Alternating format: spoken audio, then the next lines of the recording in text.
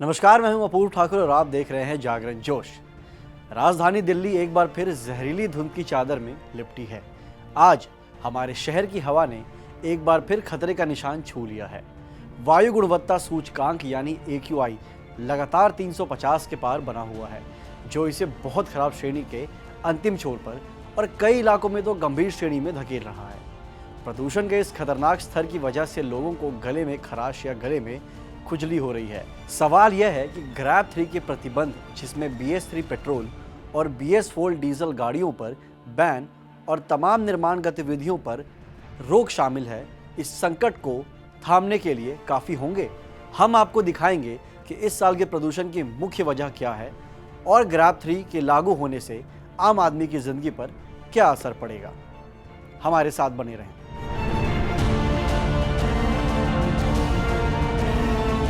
क्या है grab 3? Grab का मतलब है ग्रेडेड रिस्पॉन्स एक्शन प्लान। यह एक ऐसा आपातकालीन खाका है जिसे दिल्ली NCR में वायु प्रदूषण को नियंत्रण करने के लिए बनाया गया है। इसे प्रदूषण के स्तर के आधार पर 4 चरणों में लागू किया जाता है। Stage 1 poor, stage 2 very poor, stage 3 severe और स्टेज 4 यानी सिवियर प्लस या इमरजेंसी। जब वायु गुणवत्ता सूचकांक 400 के पार पहुंचने की आशंका होती है, तब ग्रैब 3 को लागू किया जाता है। यह प्रदूषण को आपातकालीन यानी स्टेज 4 में जाने से रोकने का आखिरी बड़ा प्रयास होता है। ग्रैब 3 के नियम बहुत सख्त होते हैं, क्योंकि यह स्थिति ही जानलेवा होती है। जानिए इस चरण में कौन कौन सी बड़ी पाबंदियां लगाई जाती है जो आम जनजीवन को प्रभावित करती है। दिल्ली NCR में प्रदूषण को आपातकाल यानी ग्रैब 4 में जाने से रोकने के लिए ग्रैब 3 के तहत 7 सबसे बड़े प्रतिबंध लागू किए जाते हैं।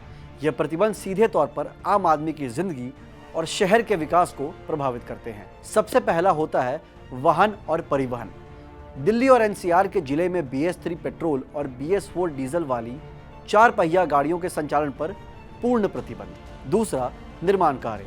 सभी गैर जरूरी और तोड़फोड़ गतिविधियों पर पूर्ण प्रतिबंध। इसमें बोरिंग, ड्रिलिंग, खुदाई, ईंट भट्टों का संचालन और स्टोन क्रशर बंद करना शामिल है। तीसरा है मालवाहक ट्रक। दिल्ली में गैर जरूरी माल लाने ले जाने वाले डीजल ट्रकों के प्रवेश पर पूर्ण तरह से रोक। चौथा है शैक्षणिक संस्थान। राज्य सरकारें प्राथमिक कक्षाएं यानी कक्षा 5वीं तक के स्कूलों को ऑनलाइन मोड में कराने या बंद करने का फैसला ले सकती है। पांचवा है उद्योग और ऊर्जा। होटल, रेस्टोरेंट और खुले भोजनालयों के तंदूर में कोयले और लकड़ी के इस्तेमाल पर प्रतिबंध। सिर्फ इमरजेंसी सेवाओं के लिए ही डीजल जनरेटर का इस्तेमाल किया जाता है। इसके बाद आता है धूल नियंत्रण। प्रमुख सड़कों पर मैकेनिकल स्वीपिंग और पानी के छिड़काव की फ्रीक्वेंसी को बढ़ाई जाती है। इसके बाद आता है नागरिकों के लिए एडवाइजरी। लोगों से पब्लिक ट्रांसपोर्ट का उपयोग करने और वर्क फ्रॉम होम को अपनाने की अपील की जाती है। यानी ग्रैब 3 लागू होते ही आपकी गाड़ियां, आपके बच्चों की स्कूलिंग और शहर में चल रहे बड़े बड़े निर्माण कार्य सब पर ब्रेक लग जाता है। ये वो कीमत है जो हमें जहरीली हवा की वजह से चुकानी पड़ती है।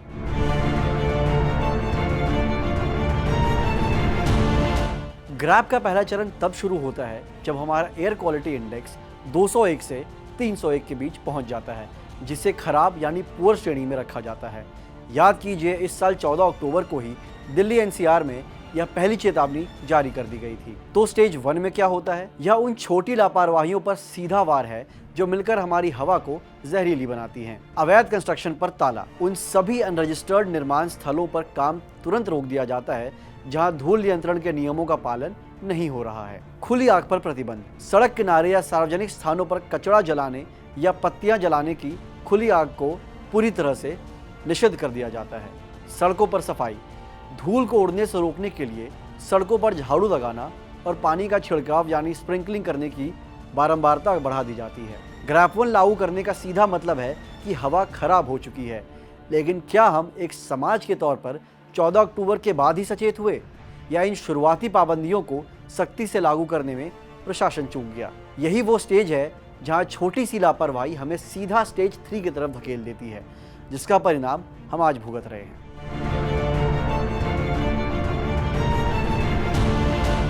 स्टेज 2। यह चरण तब आता है जब वायु गुणवत्ता बहुत खराब यानी वेरी पुअर श्रेणी में पहुंच जाती है, जहां पर AQI 301 से 401 के बीच होता है। स्टेज 2 का मुख्य फोकस 2 चीजों पर होता है: निजी वाहनों का उपयोग हतोत्साहित करना और धूल के नियंत्रण को बढ़ाना। तो आपकी रोजमर्रा की जिंदगी पर इसका क्या असर पड़ता है? पहला, पार्किंग महंगी और सफर मुश्किल।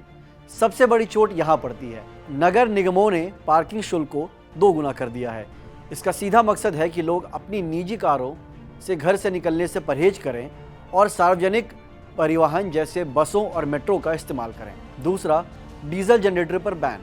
आवश्यक सेवाओं को छोड़कर डीजल जनरेटर सेट के इस्तेमाल पर भी पाबंदी लगा दी जाती है। तीसरा, सफाई बड़ी प्राथमिकता। प्रदूषण फैलाने वाले हॉटस्पॉट्स और सड़कों पर पानी के छिड़काव और वैक्यूम क्लीनिंग को अत्यधिक तेजी से किया जाता है। ग्रैब 2 को प्रदूषण पर लगाम के लिए जरूरी माना जाता है, लेकिन यह आम आदमी के लिए दोहरी मार है। एक तरफ जहरीली हवा और दूसरी तरफ महंगी पार्किंग।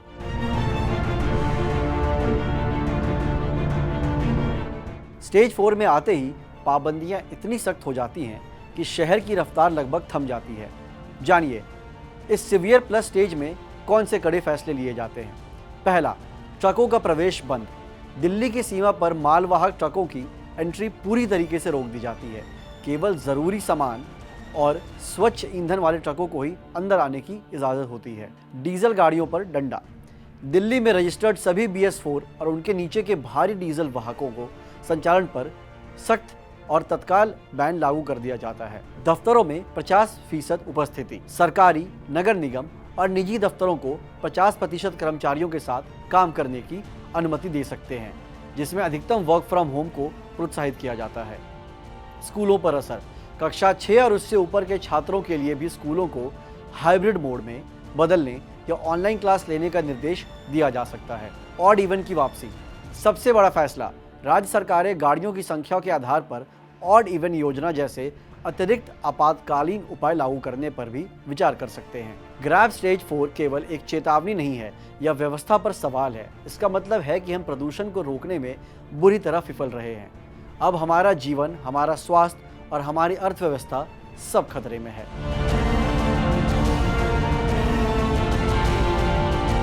ग्रैब को लागू करने के लिए अंतिम और सबसे बड़ा फैसला वायु गुणवत्ता प्रबंधन आयोग यानी CAQM लेता है। इसका पूरा नाम है commission for air quality management in national capital region and adjoining areas. यह भारत सरकार द्वारा बनाया गया एक सर्वोच्च निकाय है, जिसे दिल्ली NCR में प्रदूषण से जुड़े सभी फैसले लेने और नीतियों को लागू करने का पूरा अधिकार है। CAQM के तहत एक उप समिति यानी सब कमेटी होती है। यह समिति मौसम विभाग यानी IMD से प्राप्त AQI के वर्तमान स्तर और आगामी 3 दिनों के पूर्वानुमान की समीक्षा करती है। जब पूर्वानुमान यह संकेत देता है कि AQI एक निश्चित सीमा जैसे 401 प्लस को छूने वाला है, तो CAQM तुरंत GRAP के अगले चरण को लागू करने का आदेश जारी करता है।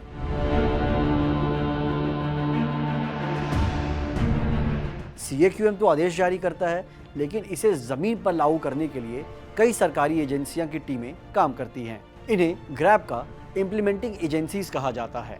दिल्ली पुलिस और ट्रैफिक पुलिस वाहनों पर प्रतिबंध जैसे BS3, BS4 बैन और ट्रक प्रवेश को लागू करना और जुर्माना लगाना।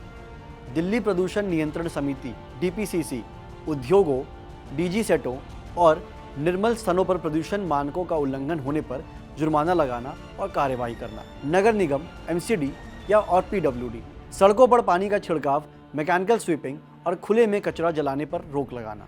NCR के राज्य जैसे हरियाणा, UP, राजस्थान ये अपने क्षेत्रों में अपने राज्य प्रदूषण नियंत्रण बोर्डों के माध्यम से CAQM के आदेशों को लागू कराते हैं।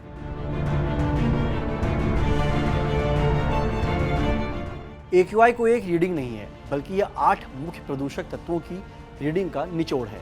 हवा की गुणवत्ता मापने वाले स्टेशन इन 8 तत्वों की मात्रा को लगातार रिकॉर्ड करते हैं। PM 2.5, PM 10, nitrogen oxide, sulphur dioxide, ozone, carbon monoxide, ammonia और लेड। सबसे खतरनाक खिलाड़ी ही विजेता है। अब सवाल आता है, इतने सारे तत्वों को एक नंबर में कैसे बदला जाए?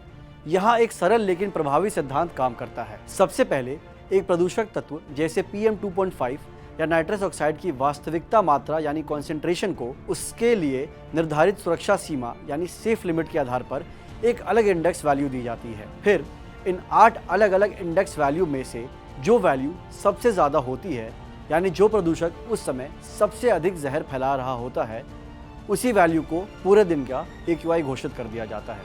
उदाहरण के लिए अगर PM 2.5 का इंडेक्स 350 है और नाइट्रस ऑक्साइड का इंडेक्स 150 है तो उस दिन का आधिकारिक AQI 350 ही माना जाएगा। AQI सिर्फ संख्या नहीं है, यह रंगों का भी एक भाषा है।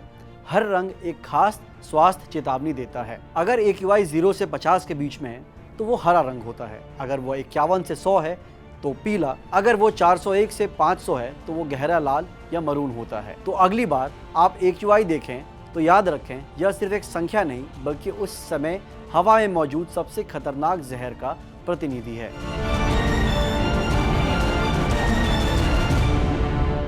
ग्रैप लागू होने से दिल्ली सरकार को संभावित राजस्व हानि। ग्रैप के कड़ी प्रतिबंधों से सरकार को मुख्य रूप से इन क्षेत्रों में नुकसान होता है। जब ग्रैप 3 या 4 लागू होता है तो निर्माण कार्य बंद हो जाते हैं, ट्रकों की आवाजाही सीमित हो जाती है और लोग स्वास्थ्य कारणों से बाजारों में कम जाते हैं। इसका नुकसान व्यापारिक गतिविधियों में भारी कमी आती है। इसका सीधा मतलब है राज्य GST संग्रह में कमी। Chamber of trade and industries यानी CTI जैसे व्यापारिक निकायों ने ग्रैप 4 के दौरान रोजाना करोड़ों रुपए के व्यापारिक नुकसान का अनुमान लगाया है। व्यापार में कमी से सरकार को राजस्व की हानि होती है।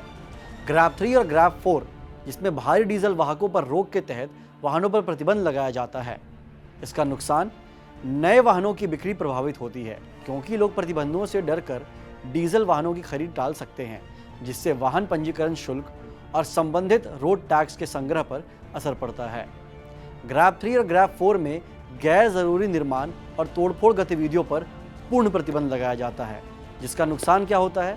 नुकसान यह होता है कि निर्माण परियोजनाओं को रोकने से उनसे जुड़े टैक्स, परमिट फीस और निर्माण श्रमिकों के कल्याण के लिए एकत्र किए जाने वाले श्रम उपकर को संग्रह रोक दिया जाता है। ग्रैप 3 के तहत वाहनों पर प्रतिबंध, ट्रकों के प्रवेश पर रोक और डीजल जनरेटर के उपयोग पर सख्ती से डीजल और पेट्रोल की खपत में कमी होती है। इसका नुकसान डीजल और पेट्रोल की बिक्री पर राज्य सरकारों को जो वैट की वसूली होती है उस पर सरकार को बहुत नुकसान झेलना पड़ता है।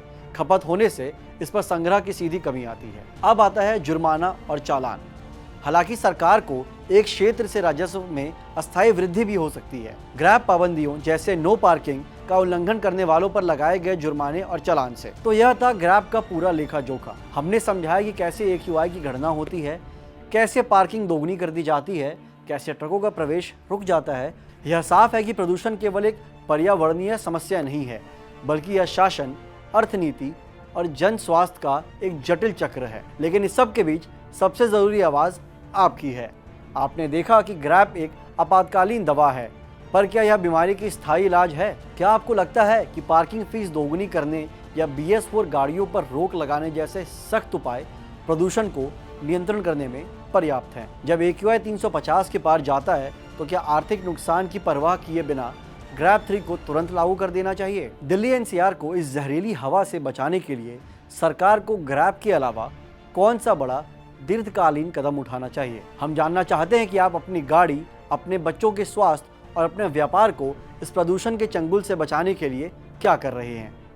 ये हमें कमेंट कर जरूर बताएं। ऐसी और वीडियोस के लिए देखते रहें जागरण जोश। धन्यवाद।